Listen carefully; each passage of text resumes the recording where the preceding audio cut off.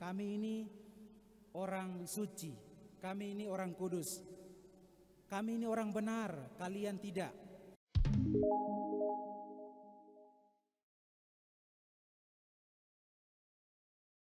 Tuhan sertamu dan sertamu juga. Inilah Injil Yesus Kristus menurut Santo Matius. Dimuliakanlah Tuhan.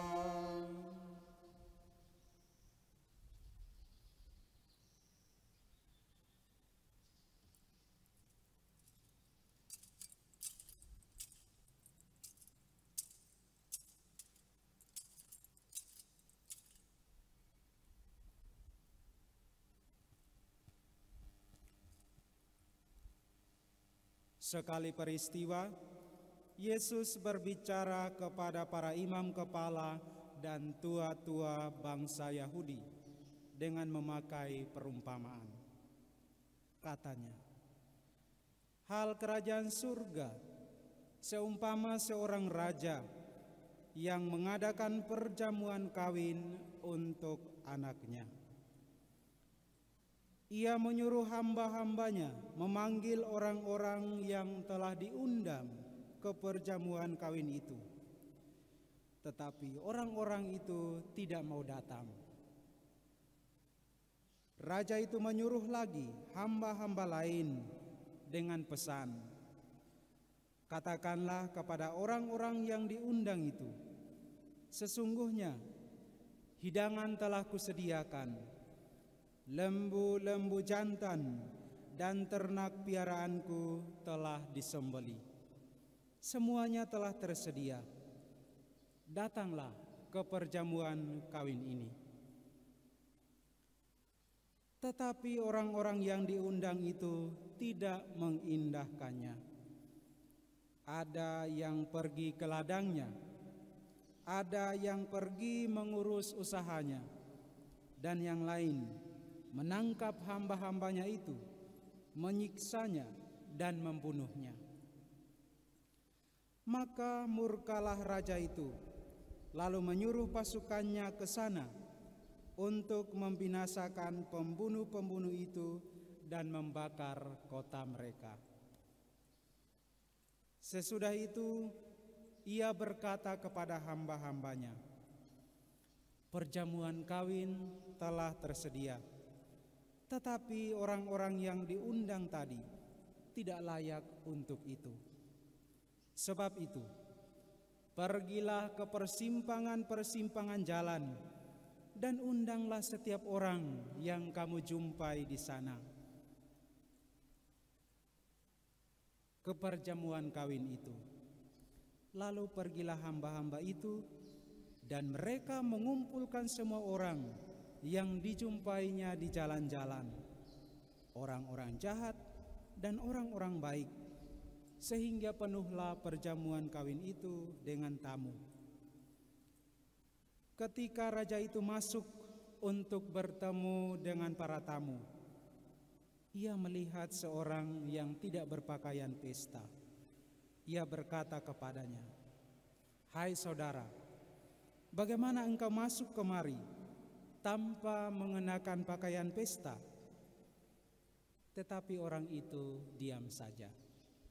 Lalu raja itu berkata kepada hamba-hambanya, ikatlah kaki dan tangannya, dan campakkanlah orang itu ke dalam kegelapan yang paling gelap. Di sanalah akan terdapat ratapan dan kertak gigi. Sebab banyak yang dipanggil, tetapi sedikit yang dipilih. Demikianlah Injil Tuhan. Terpujilah Kristus.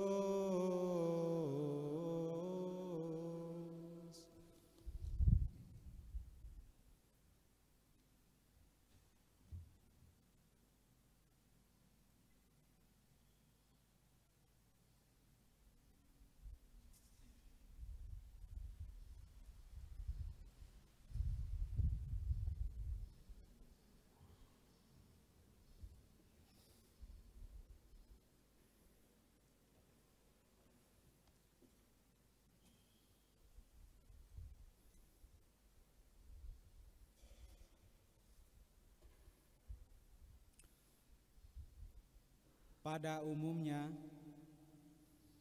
setiap kita pasti suka atau senang jika diundang untuk hadir dalam sebuah acara atau pesta. Karena apa? Orang akan merasa bahagia bila ia termasuk salah satu kalangan pilihan atau orang yang diundang oleh tuan acara. Masih banyak orang yang diundang, tetapi engkau dan saya itu salah satu yang diundang. Tentu itu menjadi salah satu kebanggaan tersendiri dalam pribadi kita. Saudara dan saudariku, ada juga berbagai tipe orang dalam menanggapi sebuah undangan. Undangan apa saja? Ada yang mau hadir karena merasa berhutang budi pada tuan acara atau yang punya acara, maka dia berusaha untuk hadir. Ada yang mau hadir karena ia adalah salah satu klien kerja di kantor misalnya, atau teman satu hobi misalnya, satu komunitas, maka ia harus hadir dalam undangan itu. Atau ada tanggapan lain, ada yang tidak mau hadir dalam sebuah acara atau undangan karena menurut dia acara itu pasti begitu-begitu saja, monoton, kurang menarik, apalagi makanannya pasti tidak enak. Makanya orang bilang lebih baik saya tinggal. Yang namanya undangan, mau hadir atau tidak hadir, tergantung dari pilihan kita, disertai dengan alasannya.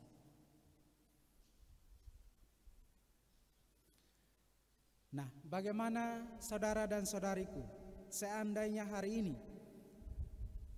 yang mengundang kita untuk acara atau pesta adalah Allah sendiri, Tuhan sendiri. Kita sebagai orang beriman pasti ada yang mengatakan, ya saya siap, saya hadir. Atau mengatakan, maaf saya tidak hadir karena ada alasannya.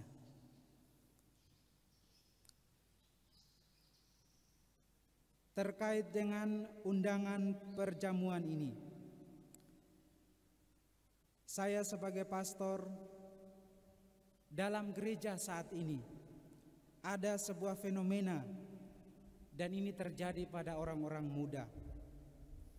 Orang-orang muda tidak mau lagi untuk hadir dalam perjamuan Ekaristi, dalam perayaan di gereja. Ada berbagai macam alasan yang mereka kemukakan.